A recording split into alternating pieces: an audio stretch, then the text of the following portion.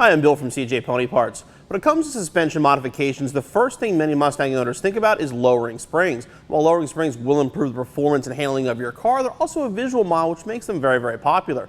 But if you're serious about upgrading your suspension, you have to consider other aspects, including the shocks and struts and the sway bars. While these parts aren't as good as from a cosmetic standpoint, they're going to improve the handling and make a very noticeable difference when you're driving the car. In the case of our 2015 Mustang GT behind us, already has a set of coilovers installed on it with some caster camber plates. Today we're taking the suspension up a notch by installing these adjustable sway bars from Whiteline.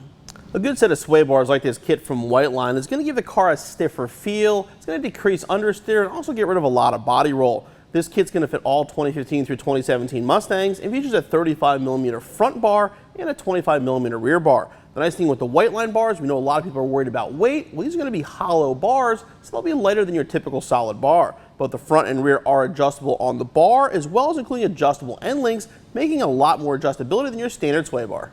In addition to the adjustable bars and adjustable end links included in the kit, Whiteline provides all new bushings and mounts and these lateral locks, which will keep the bar from sliding side to side.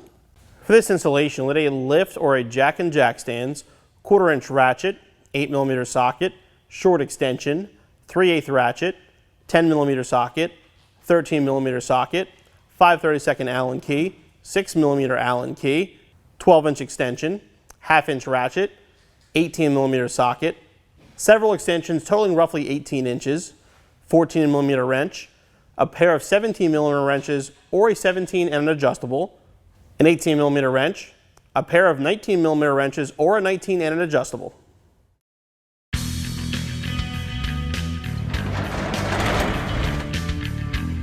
We're going to begin the installation by getting the car off the ground and remove all 4 wheels. Then we're going to separate the end links in the front from the struts.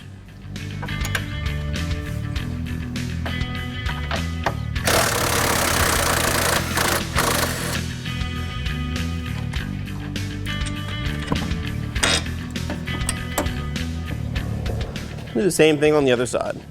Next, we have to work on the bolts that hold the factory mounts on the car for the sway bar. To get to those, we're going to have to remove our air box. Now, everyone's going to have a different air box in their car. The installation is going to be basically the same though. Just remove the box and the tubing, give yourself room to get down to those bolts.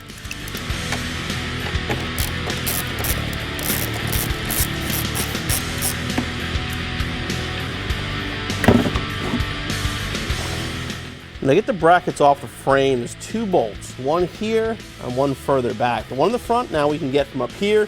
The further back one though, we'll have to get from the wheel well because the alternator is in the way.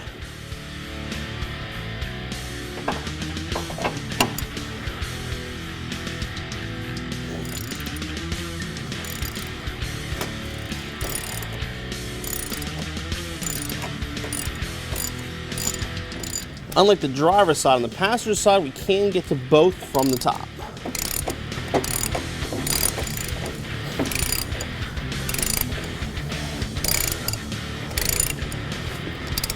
The other bolt is the hardest one to get to. It is in here. Basically, you lift this flap up, you can see it right back here. You have to put a wrench on it from the side, just take it off that way.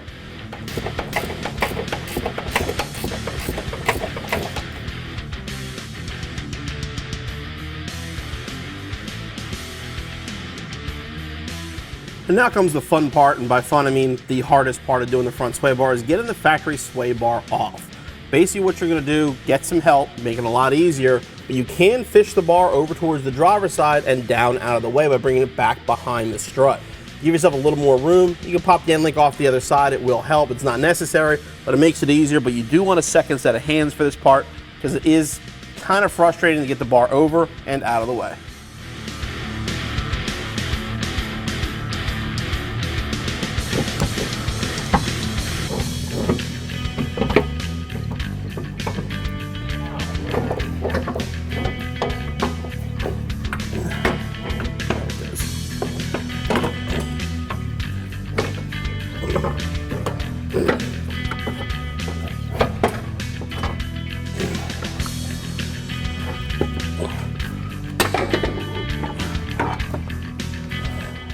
Now we're ready to prep the front sway bar for installation. First thing we're going to do is install the bushings on the bar. Now these bushings are actually very unique. For starters, Whiteline uses a synthetic elastomer bushing, which is going to be very strong and also very quiet. The inside of these, though, has a PTFE coating, What that means is a very low coefficient of friction in here. You will not have to grease these. You can install them as is and put them on the car. What we're going to do now is just put the bushings on the bar. I'm not going to put the brackets on now because it's actually a little bit easier to put them on from the top once we have the new sway bar in the car. It's real easy. They're split on the side. Just open them up. Put them over the bar. And again, no grease required, inside or out. Just put them on, they're ready to install. Now we're ready to put our Whiteline bar on the car. Now before you do it, make sure you put it on in the right direction. You don't want to take the time to fish this through and have it upside down. You want to make sure the ends are pointing up and then inward.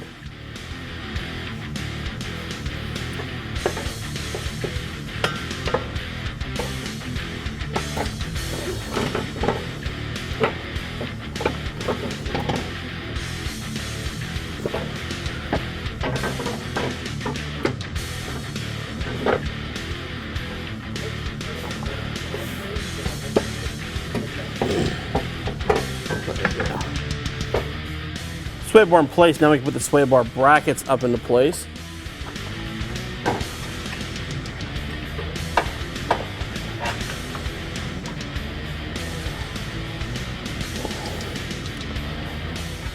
Now we can start hand tightening the hardware.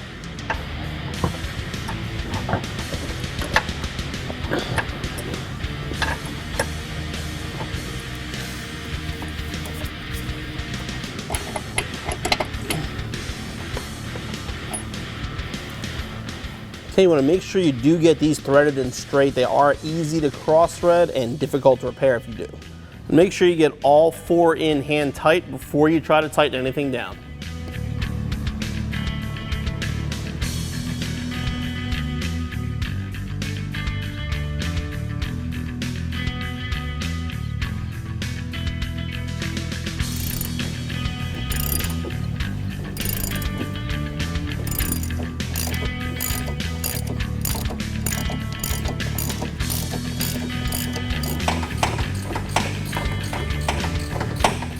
Now we're going to set up our adjustable sway bar end links. With our sway bar, there are 3 settings. There's a really tight, a loose, and then a middle of the road setting. We're going to go with the middle. Same thing with the adjustable end links. For now, we're going to go with the stock length, and we can adjust later depending on how we use the car.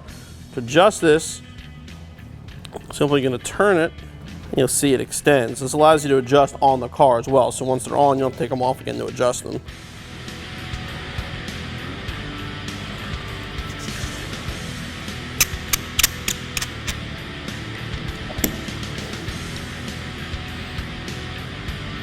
Okay.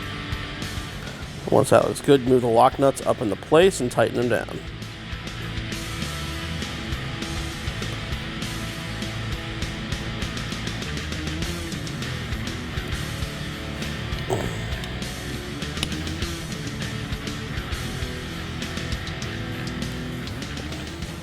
Okay, do the same with the other one and they're ready to go on the car.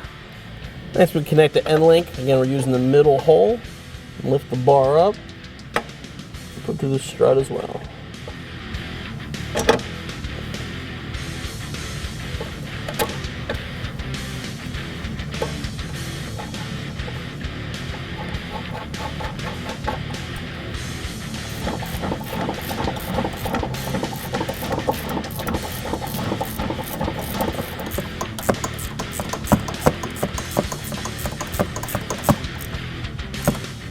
Now you're going to repeat the process on the other side. We'll move on to the rear sway bar. Moving on to the rear now, we're going to start by removing the brackets on the control arm side. And we do have to remove the bracket up here because the brake line is attached to it.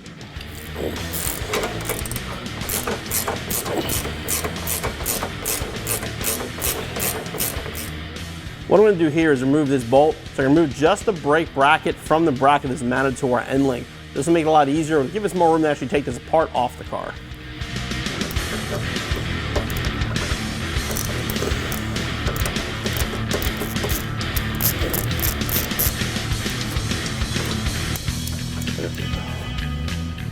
And the same thing on the other side.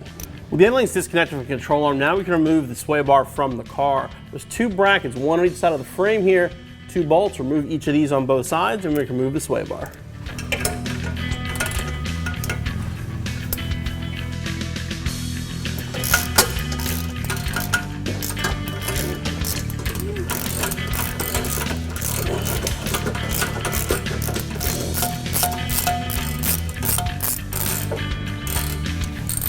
And now we can carefully fish the bar over and off the car.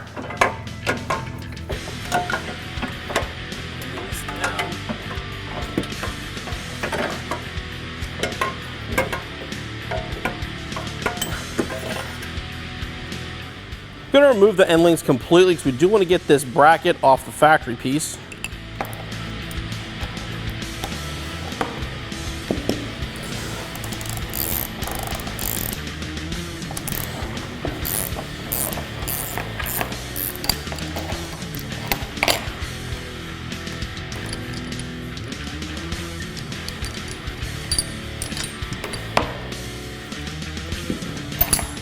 Now the bushings for the rear sway bar are elastomer, but they don't have that coating, so they will require grease when installing them. They include the grease. Simply open the bushing up, and put some inside, then we'll spin it on the bar to move it around.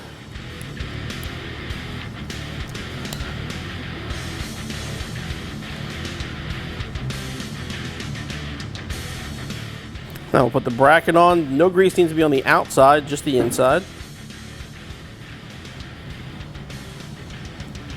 And the same thing over on the other side.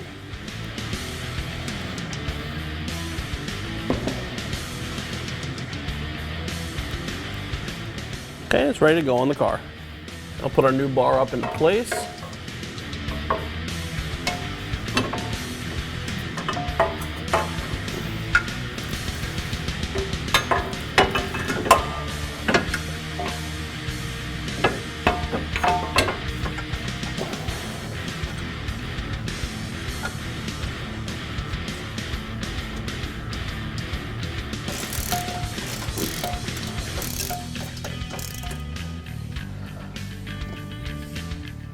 Just like on the front, we're going to open up our rear end links, make them the same length as the factory ones.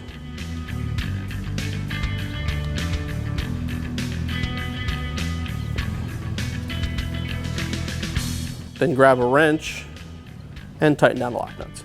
Okay, now we're going to install the end link once it's tightened down.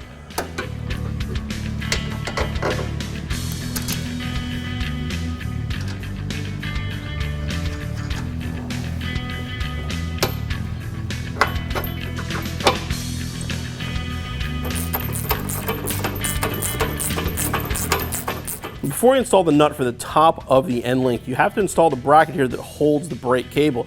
Now the problem is this has a curve here. This edge is designed to fit on top of the factory piece. Since you have an adjustable bar, that's not going to work anymore. So what you want to do is just cut that off. Once you cut that smooth, you can put this in different locations, put it anywhere on the bar, and it'll still hold the brake line. First we'll put our bracket on, the washer and the nut.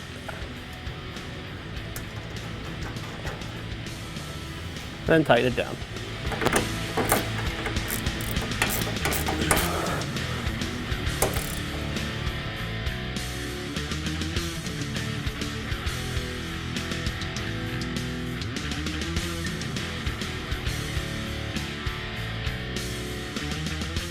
Then you want to repeat the process on the other side, reinstall your airbox, your wheels and tires, and your installation's finished. Now these might be overkill and you really don't need to install them, but if you want a little bit extra protection, lateral locks simply slide over the bar.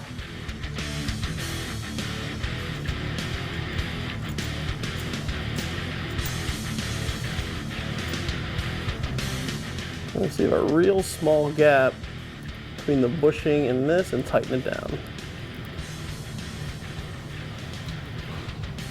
This will strip easily, so you don't have to over tighten it, just get it snug.